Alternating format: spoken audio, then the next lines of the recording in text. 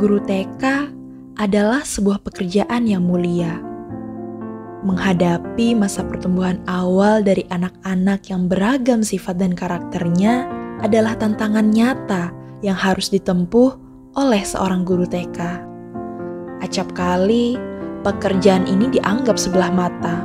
Padahal, melalui jasa mereka lah kita semua bisa membaca, mengenal, dan memahami dunia untuk pertama kalinya.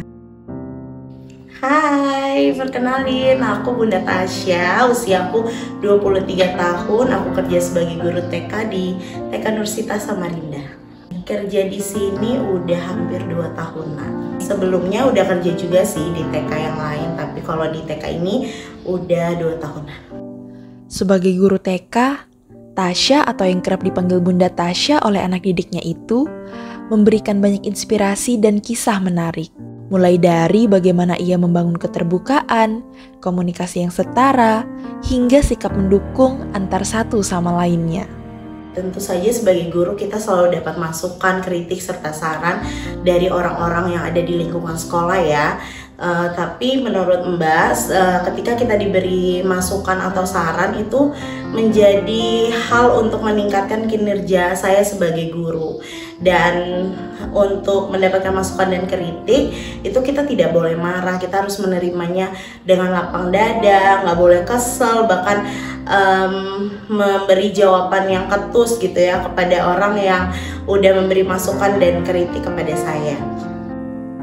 Tasya sebagai guru TK memperlihatkan kita bagaimana esensi sebenarnya dari sebuah kesediaan besar untuk membuka diri terhadap pendapat dan masukan orang lain. Kesetaraan yang ia bangun dalam lingkungan kerja, baik kepada sesama rekan guru maupun anak didiknya, juga menjadi cerita yang patut untuk disoroti. Saat kita bekerja sebagai guru, itu kita pasti memberi masukan kepada rekan kerja kita supaya mungkin kerjanya lebih kreatif lagi, lebih semangat lagi.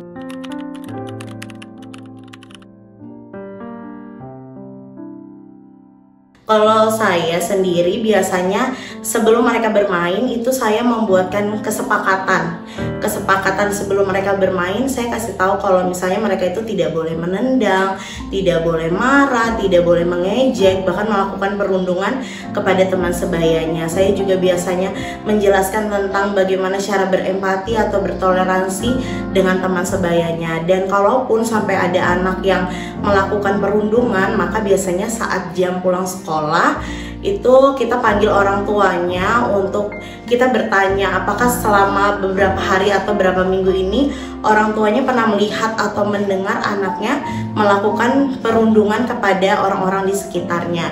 Dan kalau saya sendiri itu mewajibkan atau mendorong anak-anak untuk berani mengadukan saat mereka mendapatkan perundungan dari teman-temannya.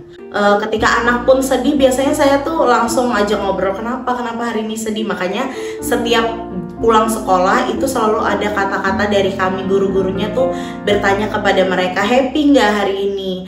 Kalaupun ada yang jawab nggak happy tuh langsung kita tanya, kenapa hari ini nggak happy? Apa yang bikin sedih?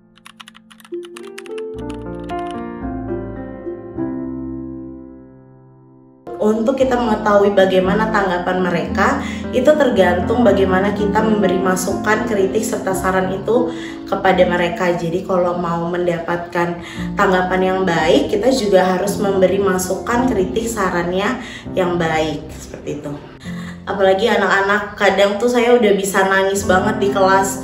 Kayak udah capek, tolong bundanya gimana dong gitu. Kadang cerita sama teman yang lain, bun misalnya nih hari ini nih luar biasa banget nih selelahnya, capeknya. Biasanya tuh mereka tuh ngajak main. Kalau sama anak-anak tuh kadang mereka nanya, bunda kenapa, bunda hari ini kok sedih, bunda kok marah gitu kan, siapa yang hari ini nakal, siapa yang hari ini gangguin bunda misalnya gitu kan. Itu saya pasti jawab dengan jujur, dan biasanya mereka tuh ngajak main atau kadang mereka tuh menceritakan hal apa yang mereka lakukan selama di rumah. Bunda hari ini aku tuh jalan loh sama bunda sama ayahku, bunda hari ini aku beli mainan.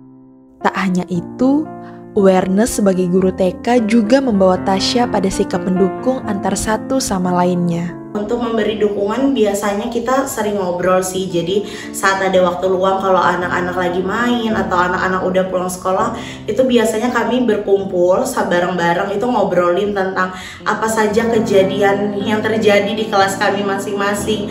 Biar kalau bercerita itu kan jadi enak ya, hatinya lega, hatinya plong. Kalaupun misalnya udah nggak bisa diobrolin atau gimana, itu biasanya kita cari solusinya sama-sama. Seperti itu. Tasya, sosok guru TK muda yang muncul sebagai harapan bagi anak-anak bangsa, memberikan insight dan pelajaran berharga bagi kita.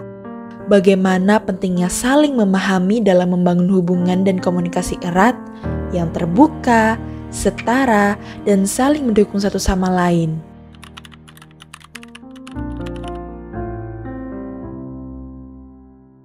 Hai kalian semua anak-anak muda.